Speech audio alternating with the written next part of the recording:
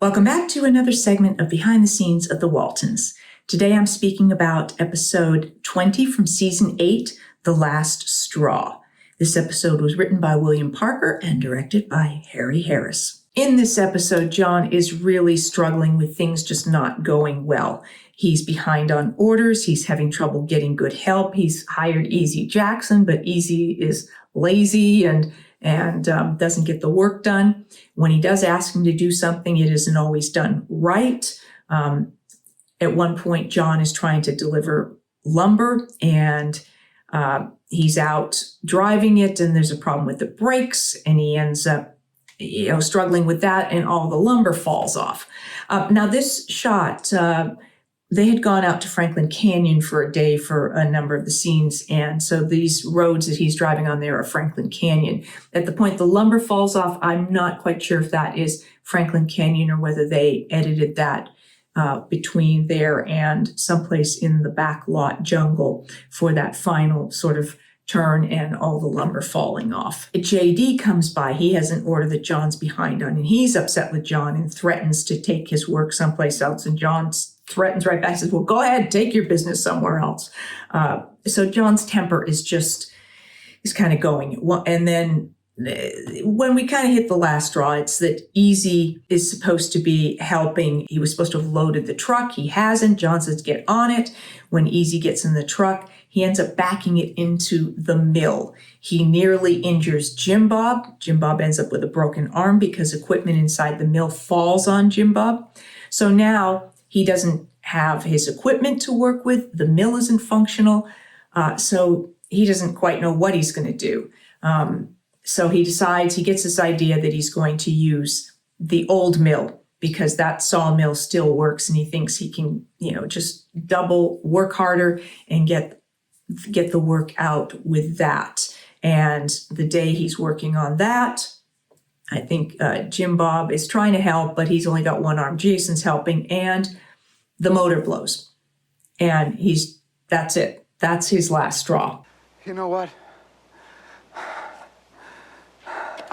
I quit. I quit. The whole family is concerned about John. Mary Ellen talks with him, and she talks about how she's seen soldiers that have battle fatigue, and John is basically saying, yeah, a vacation's great. Yeah, no, I'm done. I've cut my last piece of wood. We see John go out hunting with Jason, and then we see him fishing with Elizabeth. He then convinces Ike to close the store and that they'll play pool because Corbeth's gone for a while. And so he's like, close the store. Remember how we used to do that?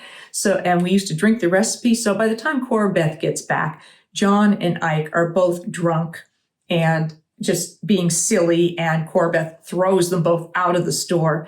They go to the Dewdrop.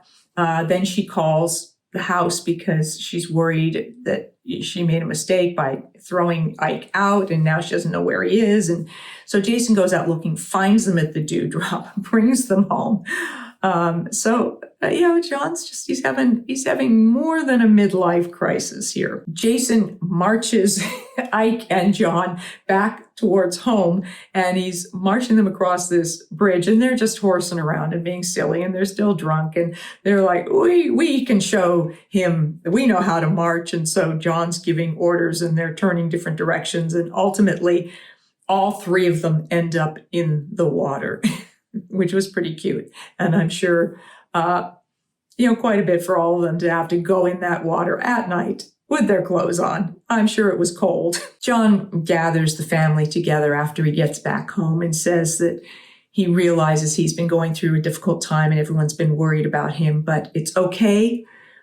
He's going to get back on track and everything's going to be okay. So, and then Easy ends up coming by and offering to help. And he said, I can't pay you because, I figure I owe you for time that I wasn't doing the work. So he offers his help for free. And then other people start pulling up, including JD, who says he'd rather do business with John than the troubles that he had when he was trying to work with other people, and that he'll wait for him. And Matt Sarver, who he'd gone there and tried to get some equipment to get going and had been told that no, Matt's giving his orders to the rest of the co-op and there's no equipment, it's all being used. He ends up giving him some equipment.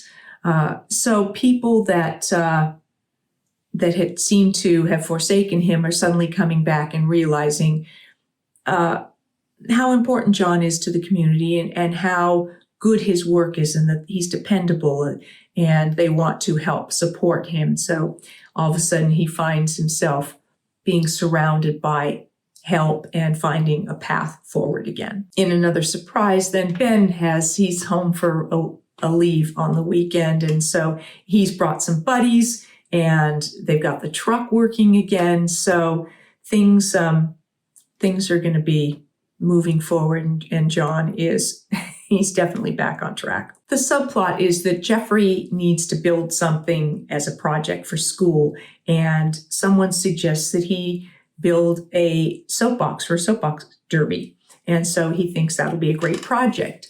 He tries to get some help from Jim Bob, which is one of the reasons why Jim Bob isn't helping Daddy when he's supposed to, and then Easy sits down and he starts looking at the plans, and so he's not helping. So it intertwines in that way where Jeffrey's trying to get help, but he's not supposed to get too much help because he's supposed to build it himself.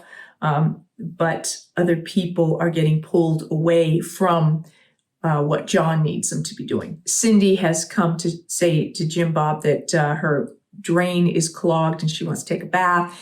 That's when Jim Bob's trying to help Jeffrey. And so Mary Ellen comes back and says, Daddy's waiting for you, Jim Bob. You need to go. And Cindy's sitting there with a plunger going, well, what's going on? And Mary Ellen says, I probably have as much experience clearing drains as any plumber in the area. Come on, I'll do it. So I loved that for Mary Ellen. That was so, to me, who Mary Ellen always was, that I was like, why didn't Mary Ellen clean? And there she goes. She goes to clear the drain. So perfect. We got to see Dr. Vance again in this episode, which I loved. When Jim Bob's injured and he goes to the hospital, it's Dr. Vance that comes to tell them that it's broken and he should, take it easy with it for a period of time. So wonderful to have Victor Isay back. We also had some fun little cameo appearances by a couple of our stand-ins that I pointed out before. In this case, when John goes to try to get equipment from the co-op and everyone's too busy with their own orders, at one point here you see Lynn Storer, who was one of our stand-ins. He is in the background here, just on the right side of the screen, moving lumber, and then kind of you can see him in the background cutting wood. So Lynn doing a little cameo there. And then in the scene when John goes to find out if Matt Sarver can help, and he's talking to one of the men who works for him, they walk past one of our other stand-ins, Glenn, who's sitting there at the desk doing paperwork as they go by. So nice to see our stand-ins get these little bits there. Jeffrey goes and pitches Ike to be a sponsor for his soapbox derby car, and even tells him that he can petition to have a Waltons Mountain soapbox derby race right there, and gives him the information and says, imagine all the publicity for God's store. So Ike decides he's in. He's going to be a sponsor. Representative of the times, as a lot of women are stepping up and doing things because so many of the men are off at war. We had Mary Ellen taking care of the drain. And then Rose comes into the barn when Jeffrey's struggling to figure out how to put the wheels onto his soapbox. And she reads through the directions, and works out a way that she can help him with him still doing the work, where basically it would be her helping him or he's helping her. Yeah, so she's got it worked out, and she shows him how to put the wheels on, and says that, her husband wasn't very mechanical, so she had to do a lot of things. When Jeffrey's car is finished, he takes it to Ike's store, and he's all ready to display it for him. And then he finds out from Ike that basically this year's soapbox derby races have been canceled because of the war. Then Jeffrey's really disappointed. He says, well, your name's on it here, you might as well have it. But a little later, Ike makes arrangements that they're going to have the first annual Waltons Mountain soapbox derby time trials. And so Jeffery needs to arrange to have a time to be eligible. So he gets them all excited, and they set up this opportunity for Jeffery to get a time for his soapbox. So they go out. We're back in Franklin Canyon now, and he lets his car go down this hill, and we see all these fun close-ups of him going down the hill, and then they have some of the family down at the bottom with the ribbon for the final at the end of the race for the time, and so it's just kind of a little triumph there for Jeffery. And Ike even presents him with a little trophy at the end of the line there. So lots of fun. Had lots of guest actors and returning actors in this episode. Of course, we had Keith Mitchell Coogan and Martha Rose as Jeffery and Serena, Peggy Ray as Aunt Rose, Joe and Ronnie Claire, of course, Leslie Winston, Cindy, the Reed twins, Michael and Marshall as John Curtis, and then Louis Arquette was back as J.D. Pickett. He did 11 episodes with us. Britt Leach was back as Easy Jackson. Now, Britt worked briefly in Army intelligence and then worked in a lot of film and television, including the movies Weird Science and The Last Starfighter. And in TV, he did episodes of Quantum Leap, Coach, Murder, She Wrote, Dukes of Hazzard, Bob Newhart, 3 episodes of Three's Company, The Mississippi, which was the series Ralph Waite did after the Waltons, Dallas, MASH, Love Boat, Sanford and Son, Happy Days, Mission Impossible, 2 episodes of Bonanza, The Partridge Family, The Brady Bunch, and he did 5 episodes of The Waltons as Easy Jackson. The Caretakers in season 3, The Song in season 3, The Recluse in season 6, The Return in season 6, and here, The Last Straw. So this was the last episode he did with us. Ted Gehring played Joe Murdoch, and he was in the movies Battlestar Galactica, Murphy's Romance, The Thomas Crown Affair. On TV, he was in The Big Valley, Get Smart, 4 episodes of The Fugitive, Star Trek, 3 episodes of Daniel Boone, 2 episodes of Mayberry RFD, Mission Impossible, 8 episodes of Bonanza, 5 episodes of Gunsmoke, 4 episodes of Kung Fu, 5 episodes of Police Story, 5 episodes of Little House on the Prairie as Ebenezer Sprang, 4 episodes of The Rockford Files, 9 episodes of Emergency, 2 episodes of MASH, Roots, The Next Generation, Happy Days, 8 episodes of Days of Our Lives, 4 episodes of Dallas, 16 episodes of Alice as Charlie, Magnum P.I., Dukes of Hazzard, Fantasy Island, Highway to Heaven, and on and on and on. You get the idea here that Ted did a lot of work. He passed away in 2000. Bob Hastings played Carl, and he passed away in 2014. He played Archie Andrews on radio, so did a lot of voice work. And he played the same character, Commissioner James Gordon, on 4 different series of Batman. Batman the Animated Series, Superman the Animated Series, The New Batman Adventures, and Static Shock. So kind of a fun role for him. And he was Captain Binghamton in McHale's Navy, and Kelsey, the owner of Kelsey's Bar in All in the Family.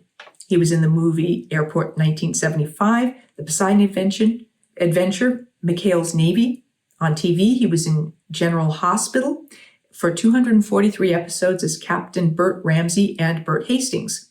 3 episodes of Dukes of Hazzard, Three's Company, Wonder Woman, Love Boat, 12 episodes of All in the Family as Tommy Kelsey, 5 episodes of Green Acres, Hogan's Heroes, Twilight Zone, McHale's Navy, in 129 episodes as Lieutenant Carpenter, and did a lot of voiceover work for animated shows. And then Victor Isay, who of course was Dr. Vance, died in 2014.